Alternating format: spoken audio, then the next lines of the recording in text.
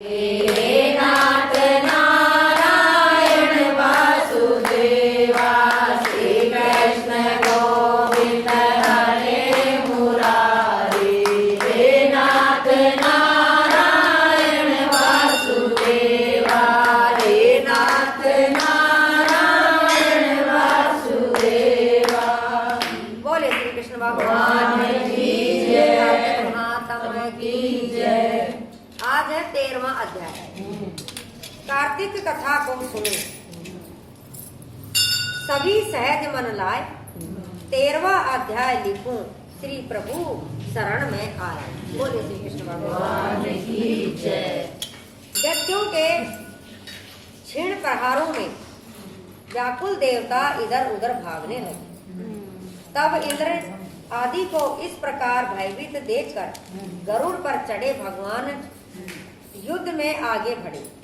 उन्होंने अपना सारंग नामक धनुष उठाकर बड़े जोर से टंकार किया। त्रिलोक गूंज उठा। पल मात्र में ही भगवान विष्णु ने हजारों दैत्यों के सिर काट गिराए। यह देखकर जलंधर के क्रोध की सीमा न रही। फिर तो भगवान विष्णु और जलंधर का महान संग्राम हुआ।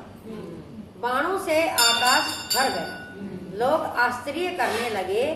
भगवान विष्णु ने अपने बाणों के वेग से उस दैत्य की ध्वजा, रथ और धनुष बाण काट डाले तथा एक बाण से उसकी छाती में प्रहार किया।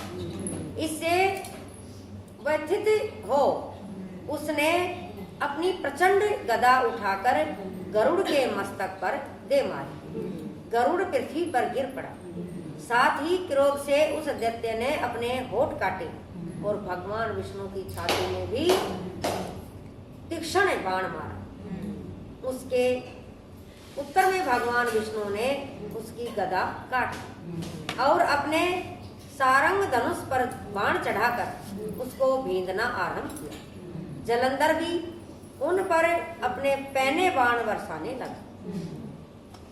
उस समय जलंधर ने भगवान को कई पैने बाण मारकर उनके दिव्य धनुष को काट दिया। धनुष कट जाने पर भगवान ने गदा ग्रहण कर ली और शीघ्र ही जलंधर को खींचकर मारी, परंतु उस अग्निवत अमोघ गदा की मार से भी वह चलायमान न हुआ और मंदोन्मत्त हाथी के समान उसे यानी गदा की मार को फूल की माला ही जाना। साथ ही उस युद्ध दुर्मद ने अत्यंत ही क्रोध होकर अग्निमुख त्रिशूल उठाकर भगवान विष्णु पर छोड़ दिया। भगवान ने शिव जी के चरणों को स्पर्श कर नंदक नामक त्रिशूल से उसके त्रिशूल को छेद दिया। जलंधर ने झपट कर भगवान की छाती में एक मुष्टिक मारा। उसके उत्तर में भगवान विष्णु ने भी उसकी छाती पर अपनी मुष्टिका का प्रहार किया। फिर दोनों घुटने टेक कर बाहों पर मुष्टिकों से बाहुयुद्ध करने लगे। किंतु कितनी ही देर तक भगवान उसके साथ युद्ध करते रहे। जब वह थक गए तब सर्वश्रेष्ठ मायावी से भगवान उस दैत्य से मेघवाणी में बोले, हे दुर्मद दैत्य श्रेष्ठ, तू धन्य है जो इस महायुद्ध में इतने बड़े बड़े आयुधों से भी भयभीत न हुआ। तेरे इस युद्ध से मैं बड़ा खुश हूँ। तू जो चाहे वर मांग। मैं अध्यय वस्तु भी आज तुम्हें दे दूंगा। मायावी भगवान विष्णु की ऐसी वाणी सुनकर जलंधर ने कहा, हे भावुक,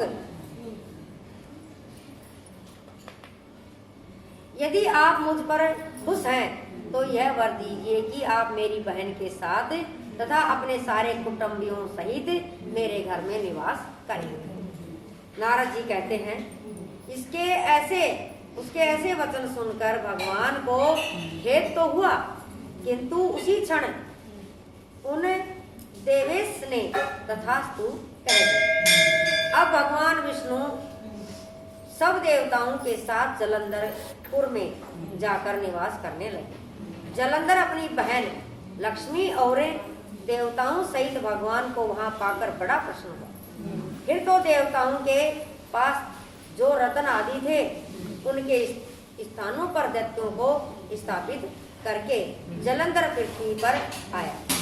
निशुंभ को पाताल में स्थापित कर दिया और देवता, दानव, यक्ष, गंधर्व, सर्प, राक्षस, मनुष्य आदि सबको अपना वशवर्ती बनाकर त्रिभुवन पर शासन करने लगा।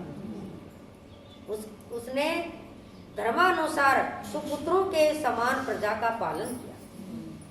उसके धर्म राज्य में सभी सुखी रहते थे। बोले श्री कृष्ण भगवान की जय। एक छोटा सा भजन गा लो।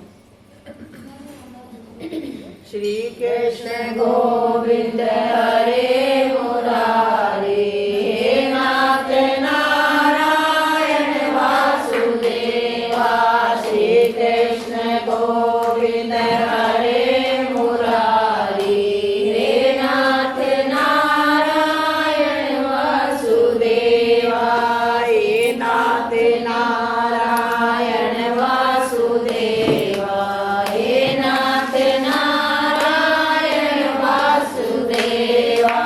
श्री कृष्ण गोविंद हरे मुरारी, हे नाथ नारायण वासुदेवा। बोले श्री कृष्ण भगवान की जय। कृष्ण कालो